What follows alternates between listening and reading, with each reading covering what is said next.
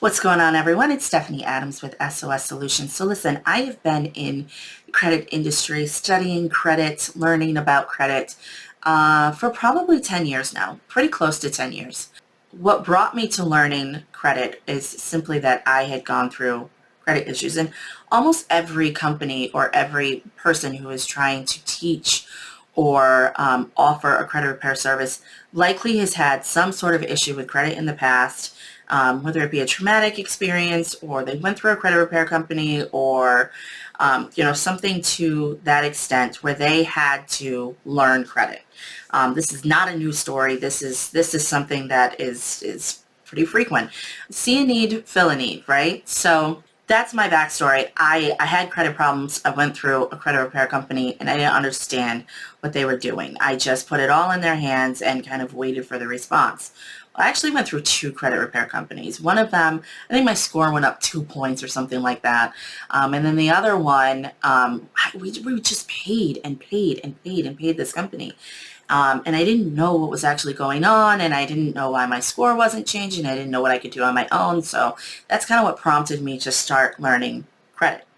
And anybody can learn credit, guys. This is why I teach what I teach, is because literally, if you really want to learn it, you can learn it. And the credit laws are always changing. So let's just make sure that we get that out there. Okay, so one of the first things that I learned when I started doing credit was I kept hearing in the circles or in YouTube or, wherever, the term 609 letter.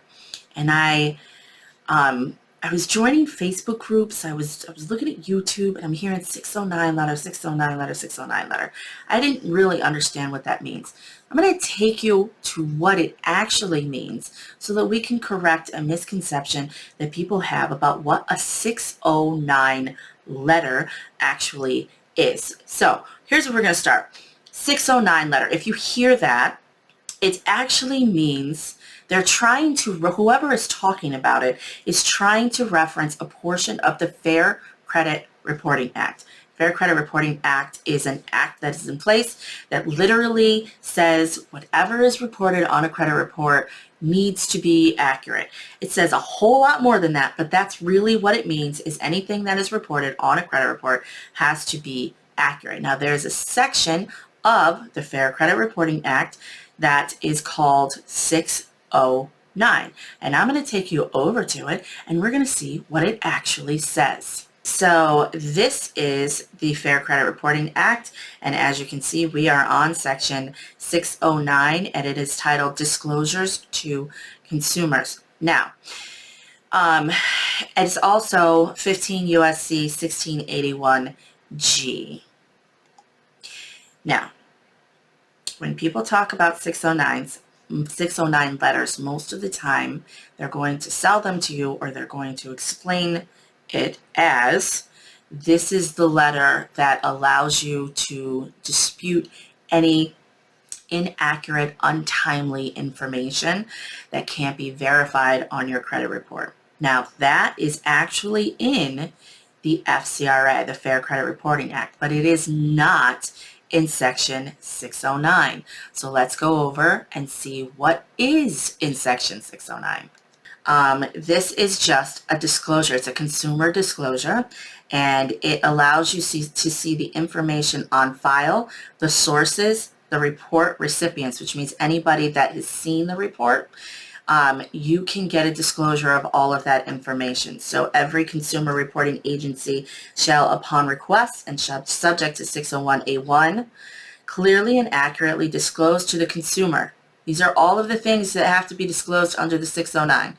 So basically it just says all information in the consumer's file at the time of the request, the sources of the information, the identification of each person who sourced the information for employment purposes or for any other purposes. So for employment purposes, up to a 2-year period.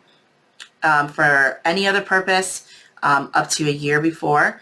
The identification of the person shall include the name of the person, if applicable, trade name. This is all people who are trying to look at your credit report. It's saying in this section that if somebody is asking to see your credit report, that they have to disclose basically on the credit report who they are. It also says down here in C that if it's the United States government, it does not apply. If it's the head of an agency or department, it does not apply. It does need to say the dates, original payees, and amounts of any checks upon which is based any adverse characteristics of the consumer, and a record of all inquiries received by the agency during a 1-year period preceding the request. So again, we are still in the section of 609 that says we just have to tell you who asked for your information and what's in the credit report. So coming down just a little bit further, these are all of the things that are exempt, things they don't have to supply you, okay? Coming down even more, so these are your summary of the rights that are required to be included in any disclosure. If you guys have ever requested your credit report, the very first sheet for the most part has the disclosures that are required. So the information, the summary of rights that's required in section 609 is normally on the first page of a credit report that is coming direct from credit bureaus. That's what they have to send it to you. It's literally written right there. So it tells you all of your rights, your consumer rights, a written summary of the rights that you have under the title, and then specific items to be included, summary of rights under paragraph 1, a description of this title and all rights. So if you request your credit report, you're going to see all of this stuff. Federal agencies that are responsible for enforcing any of this. A statement that the consumer may have additional rights under state law, a statement that the consumer reporting agencies not. Okay, so here is where people tend to get this disclosure wrong. Okay, remember we said that if you're hearing, you can send a 609 letter. This is where people are getting this information incorrect, and it's normally right here. A statement that the consumer reporting agency is not required to remove accurate derogatory information from a consumer's file unless the information is outdated under section 605 and cannot be verified. So most of the time when you're hearing, oh, I'm going to send a 609 letter, what people are saying is any unverifiable, inaccurate, and untimely information must be removed from a credit report. Well, that's because they're kind of twisting what this actually means. All it says is that I need to just tell you that if it's accurate and it's timely and it can be verified, I don't need to remove it. That's what this disclosure is saying. A 609 letter is a request for your credit report. For some people who are like, no, it's not. This is where you can to dispute everything that's on your credit report. I literally just read to you. I just read to you exactly what 609 says. But let me take you to the section that is the dispute section.